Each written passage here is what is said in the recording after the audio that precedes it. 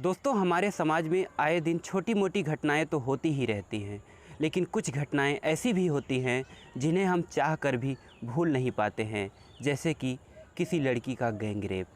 दोस्तों, इस घटना में ठीक ऐसा ही हुआ था। एक लड़की के साथ 7 लोग मिल कर के उसके साथ दुष्कर्म करते हैं और उसकी प्राइवेट वीडियो भी बना लेते हैं। दोस्तों, फिर वो लड़की उन जैसे लोगों के साथ इस तरीके से लड़ती है जिसके सामने उसकी कोई भी औकात नहीं होती है, और जब जज इस केस का फ़ैसला सुनाता है तो पूरा अदालत ताड़ियों की गड़गड़ाहट से गूंज उठता है। दोस्तों, इस घटना की पूरी सच्चाई जानने के लिए, आखिर इस घटना में आगे क्या हुआ था, इस घटना की पूरी सच्चाई जानने के लिए आप वीडियो को आखिरी तक ज़रूर देखिएगा। नमस्कार दोस्तों, मेरा नाम है इंद्रजीत और आप देख रहे हैं क्राइम कंटेंट। दोस्तों, ये जो घटना है ये उत्तर प्रदेश के मुजफ्फरनगर की है, जहाँ पर रीना नाम की एक लड़की रहा करती है जिसकी उम्र है लगभग 22 साल। उसके घर वाले बेहद ही गरीब हैं और घर का गुजर बसर किसी तरीके से चलता है। और जब रीना अपनी 12वीं की पढ़ाई को कंप्लीट करती है तो वो घर पे बैठ जाती है, और जब घर की आर्थिक स्थिति इतना कमज़ोर देखती है तो वो निर्णय लेती है कि वो कोई ना कोई प्राइवेट जॉब करेगी।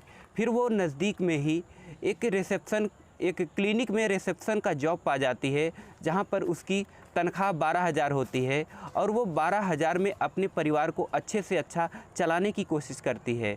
और जहां पर वो नौकरी कर रही होती है वहां पर एक लड़के से उसकी दोस्ती हो जाती है।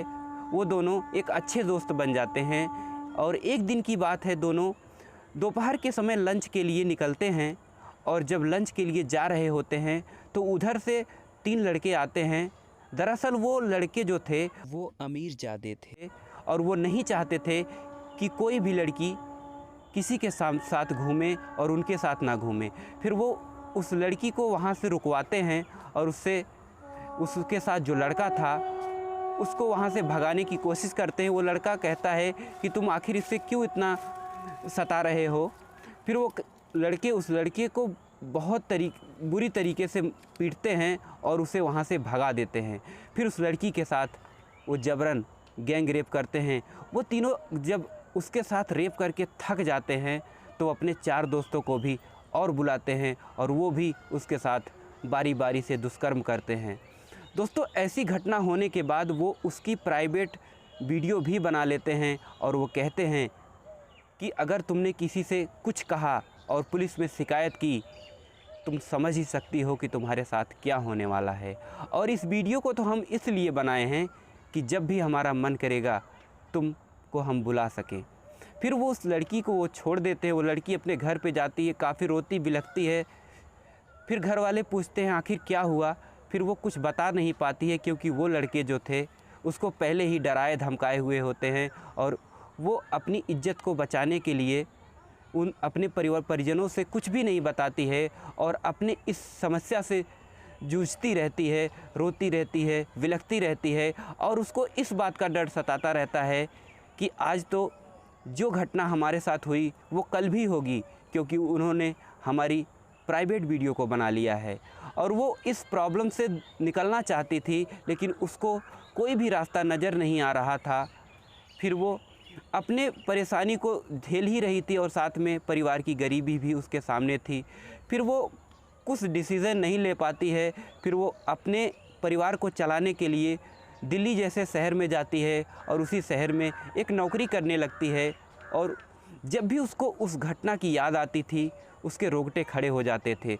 उसको ये भय सताता रहता था कि जब भी वो लड़के हमारे पास फ़ोन करेंगे मुझे जाना पड़ेगा। फिर वो अपने नंबर को बदल देती है, और इधर वो लड़के उसको ना पा कर के उसको बहुत ढूंढते हैं। लेकिन कई महीनों तक ढूंढने के बाद जब रीना का कोई अता पता नहीं मिलता है, फिर वो उसकी प्राइवेट वीडियो को सोशल मीडिया पर वायरल कर देते हैं। दरअसल उस सोशल मीडिया में उन 7 लड़कों का साफ साफ फुटेज आया था, और उस लड़की का भी आया था। और जब वो खबर वायरल होते होते पुलिस के पास पहुंचती है तो पुलिस रीना का खोज खबर करने लगती है, उसके परिवार के पास जाती है।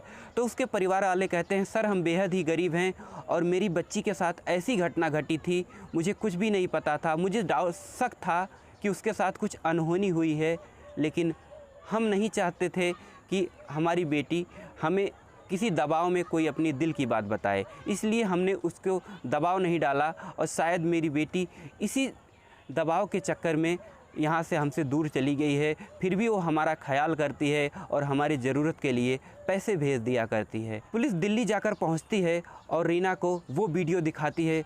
रीना वो वीडियो को देख करके रोने लगती है और उसको वो वाक़या याद आ जाता है। वो जब पुलिस वाले उसको ले करके पुलिस थाने जाते हैं, वो अपनी सारी घटना को पुलिस के सामने बयां करती है और केस मुकदमा दायर हो जाता है। उसके बाद वो अपने घर पे रहती है, केस पे तारीख लगने लगती है, लेकिन कोई भी फ़ैसला नहीं होता है। तो उसके परिजन सोचते हैं कि मेरी बच्ची अब इसकी शादी कर देनी चाहिए, नहीं तो आगे चल के इसकी शादी होने में भी दिक्कत होगी। फिर वो लड़कों के जो माता पिता थे वो उसके घर पे आते हैं, हाथ पैर छूते हैं और कहते हैं कि अपनी बेटी से कहो कि वो केस वापस ले ले और हम बदले में तुम्हें बहुत सारे पैसे देंगे। फिर उसके परिजन अपनी बच्ची को मनाते हैं केस वापस लेने के लिए, लेकिन रीना जो थी अपने ज़िद पे अड़ी हुई थी। वो कहती थी जिस तरीके से परेशानियों का सामना हमने किया है, जिस तरीके से इन्होंने हमें सताया है, मैं चाहती हूँ उन्हें ये सज़ा मिले। ये सिर्फ मेरा ही बदला नहीं होगा, समाज में ऐसी लड़कियों के साथ जिसके साथ ऐसा होता है उनके मुंह पे ये तमाचा होगा।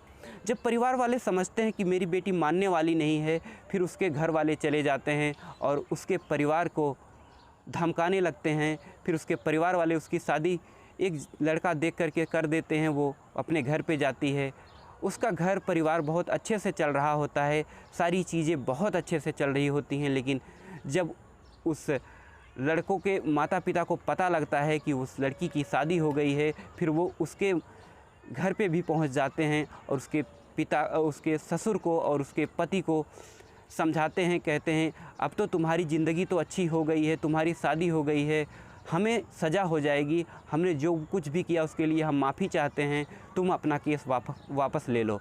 फिर रीना कहती है केस तो मैं वापस नहीं लूँगी।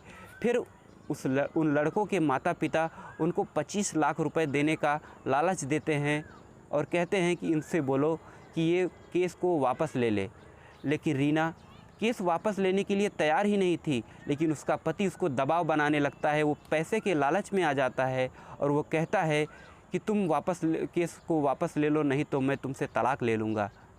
फिर भी वो नहीं मानती है, वो तलाक के लिए तैयार हो जाती है और तलाक भी ले लेती है और अपने घर पे चली आती है। फिर धीरे धीरे समय गुजरता है दोस्तों। फिर समय आता है दोस्तों 24 जून 2017।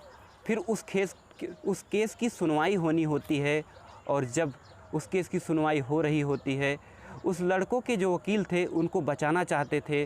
फिर ये रीना का जो वकील था उसकी जो उसकी प्राइवेट वीडियो थी उस जज को दिखाता है। जज ये देख कर के दंग रह जाता है और वो तुरंत फैसला सुनाता है कि इन लड़कों को आजीवन कारावास होना चाहिए और 25-25 हज़ार रुपये का जुर्माना।